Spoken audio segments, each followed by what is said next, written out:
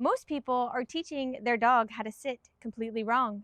And if your dog sometimes listens to you, but sometimes stares at you like you're speaking Latin, here's why. Hi, I'm Samantha. I'm going to teach you the basics of dog training. Here are 4 things that most people either skip or mess up entirely. The first is your verbal cue. You're going to want to have a clear signal for when you want your dog to sit. You don't want to be changing that up every time you ask your dog to sit. You want it to be the same exact word every single time. Pick it and stick to it. The second thing that you want to have is some sort of hand signal that's going to go ahead and back up your verbal cue. Now, not all of the commands that we're going to be working with in this series are going to have a verbal cue and a hand signal. Some of them are just a verbal cue, but it is really important for the behaviors that you should assign a hand signal to. You're going to want to use whatever works best for you. This works for me because this can also be used when you're luring your dog into a position. You can show your dog that you have a treat, ball your fist up, and then bring it up and over their back. And even without the verbal cue, he already knows what to do. So that brings us right into the third thing that we're gonna need, which is our release word. I would suggest using a word like free or done. The fourth thing that you need when teaching your dog how to sit is praise. Timing of praise is crucial. You're gonna be able to use praise in a moment when you're not gonna be able to use a treat. So for example, if you teach your dog to sit and you say yes, and you give them a treat, they will sometimes take that treat as they're all done with their command. Instead of giving them a treat mid-behavior, you're gonna go ahead and give them that verbal praise. That right there is going to be a solid foundation for teaching your dog to sit in a reliable way.